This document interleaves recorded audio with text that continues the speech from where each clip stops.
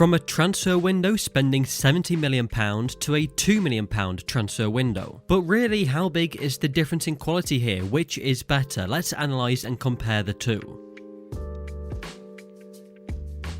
As we get into the video, let's firstly look at the Premier League table using the sponsor for this video, OneFootball. So it's Everton who we'll be discussing in this video. Right now they sit in 5th place after 6 matches played, level on points with Man City, Chelsea, Manchester United and Brighton with 13. So for Everton, their results so far: a 2-2 draw with Leeds, followed by 2 back-to-back wins against Brighton and Burnley, a 3-0 loss to Aston Villa, but then they bounced back against Norwich City with a 2-0 win. And in those matches, while some particular players have shined, who I think we'll be discussing in this video, it's their new signings. One of them, Demarai Gray, he's looked really good since joining Everton, and as well as him, Andros Townsend has looked really good since joining, but like I say, that's who we're going to be discussing throughout the video. To access that all for yourself, detailed stats, the latest news, the latest scores, you can download OneFootball on your phone, and you can simply do that by clicking the link in the description.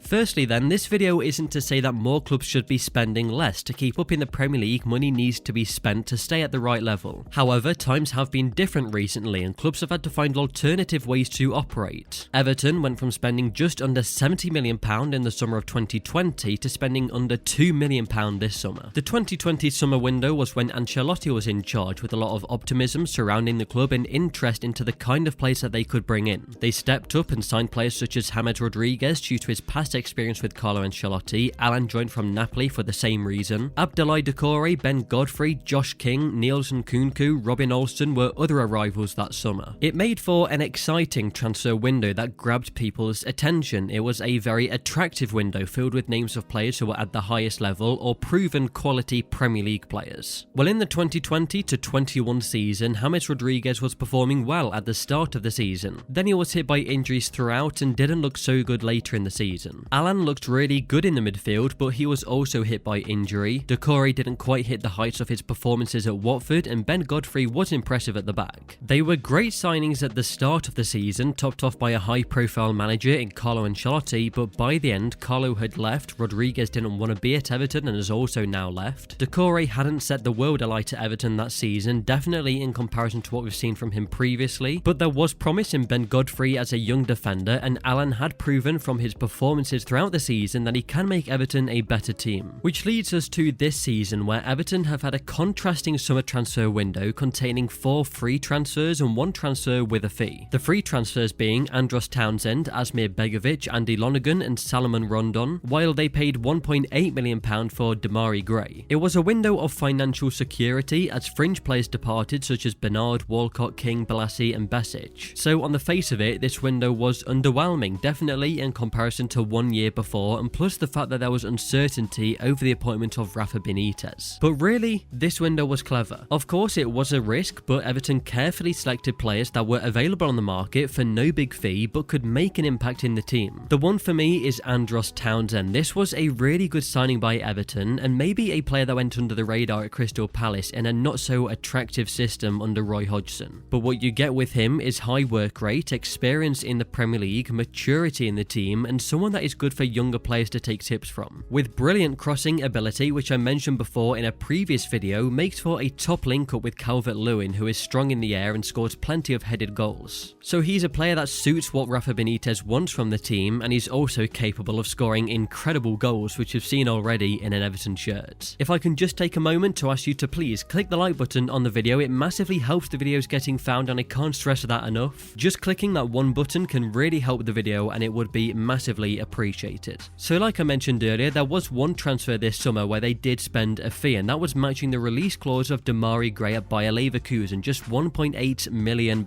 That was a signing that was affordable with not much risk at all. In Demarai Gray, you're signing a player who has never really lived up to the potential that was seen in him at a young age. At Leicester, he didn't really kick on and perform too well, which made him an outsider in the squad. And that led to his departure from the club, where he joined Bayer Leverkusen in Germany, but once again he only played 400 137 minutes in the Bundesliga. So Everton saw the opportunity to put some faith in him and give him another chance in England. The potential is there with him, maybe he just needed to be believed in, and well, with that being said, after 6 matches he scored 3 goals and assisted 1. Townsend and Gray were opportunities in the transfer market, but for different reasons were good options for Everton to keep the cost low but to have a possible high reward. Coming into this season then, Townsend and Gray have performed really well so far, but also Abdoulaye Doucouré, who we mentioned earlier wasn't fantastic last season but is doing better now. So here's another side to the story and the transfer window. Some players become better after a season, and actually with Alan still in the team, Ben Godfrey as well, that transfer window is looking better. The 2020 summer transfer window didn't give them instant success and improvement in the league, but a year later is better combined with transfers from this year. And the story here links to a common catchphrase, don't judge a book by its cover. An underwhelming transfer window with not so exciting names and minimal amount spent can have just as good an impact to big names with a lot of money spent. It's just how you recruit and finding those opportunities in the market. If you did enjoy the video, then please click the like button like I mentioned earlier, it really does help supporting the channel, and for more Premier League insight and analysis, subscribe to Route 1.